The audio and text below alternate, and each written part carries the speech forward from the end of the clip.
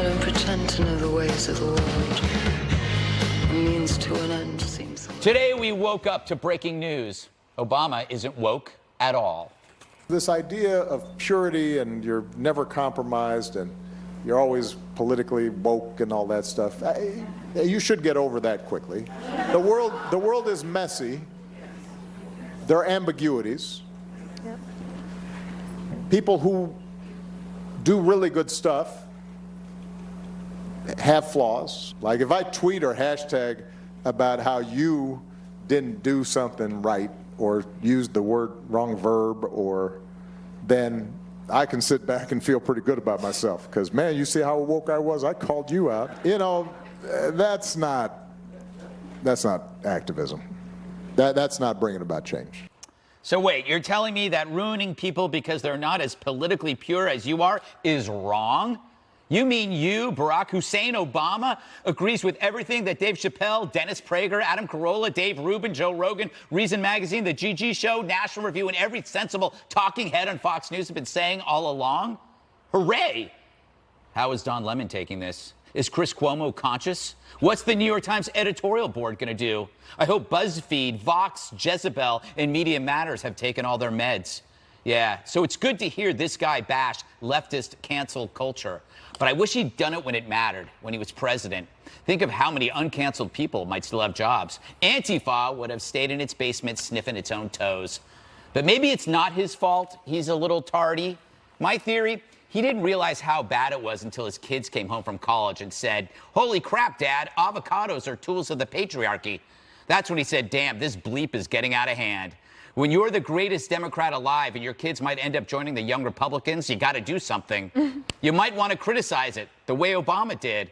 They say you never grow up until your kids come home from college, which is why I'll never grow up. But the problem with woke culture, the moment you criticize it, you're now the enemy. So will this red-pilled Obama be canceled? Who knows? But I give him a year before he's listening to Rush in his MAGA hat. So, Juan, I have a theory. Yes. Trump won as the antidote to PC culture.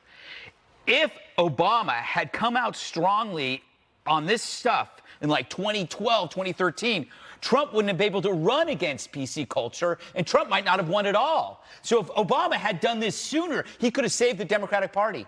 Is that right? Is that a good theory? As I recall, people of your bent were saying, hey, isn't that Obama the same guy that evolved on gay rights? Mm-hmm. And he was saying it back then that, hey, you know what? I've changed in terms of my position on gay rights, and the position I had before is not necessarily the position I have now, but doesn't mean I'm a bigot, an anti-gay bigot. So I think he has said things like this before. The point that I take from this, Greg, is that one tweet, let's say when you're 17, should not mean that you can't have a job when you're 27. I agree. Right? Yes. But I don't think that he is giving any open door to gay bashing, racism, misogyny. That's never acceptable. I never said that. But my point to you, I didn't say you said that. Well, it sounded like my point to you is I think that we have in the social media culture right now a mob mentality that rushes to condemn people.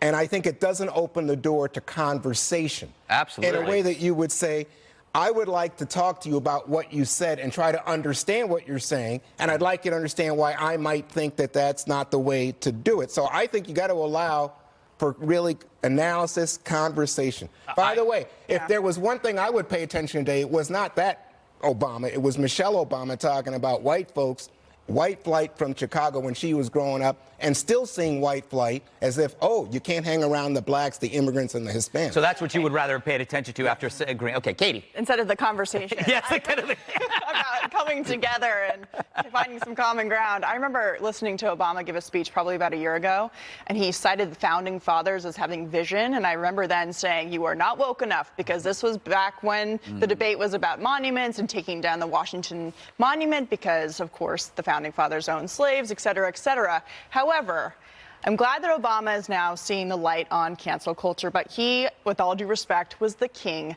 of cancel culture. You could not criticize Barack Obama without being accused of racism. Remember, or make fun of him, for example. Remember the rodeo clown who lost his job because he dared to wear an Obama mask during a rodeo, which was just standard procedure to make fun of everybody?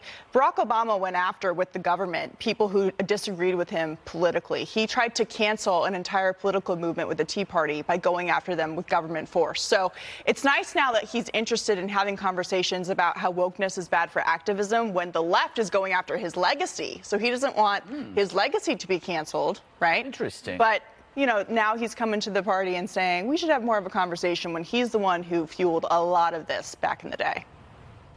Which one? Well, yeah, I would agree that some of it's legacy protection. You have what he cracked jokes about the Special Olympics. Imagine if he did that now, forget about it. Or the Reverend Wright thing. Could he have survived woke culture with the Reverend Wright thing? I don't think so. Also, too many people on the left have been canceled by the very culture that they themselves created. That's We've seen true. it in sports, in politics, in everywhere. And all he's saying is that no one is 100% pure, so stop throwing out these false positives because you know it's never going to work. Also, he was a community organizer, and he was great at it. And there's a difference, he's saying, between community organizing and Twitter activism. Anybody can call for someone to be fired on Twitter. Yeah. That's not going to win elections. What wins elections is raising money, getting people elected to local boards. Those types of things create change, not getting someone boycotted because they said the wrong thing. Dana? Well, he did give a speech, his commencement speech in 2016, but at that time, nobody's paying attention, right? Right. In which he said something similar to this, and I think he's probably always thought this. But in a way, it's almost like because now we're looking at college campuses saying, oh my gosh, wait, they're for communism and socialism, and they don't want the First Amendment. And that kind of thing happens over time. So I think by 2016, when he gave that speech, a little too late. But also reminded me of when former Ambassador Nikki Haley, when she first left, she did a big event for youth conservatives, and she said, it's not enough. You can't persuade people by just owning the libs. Yeah. Like you have to engage more. So there's kind of a bipartisan movement. Yeah. Apparently. You should take that lesson. News to me. All right. Lesson for you. In which she promptly then got canceled. Yes.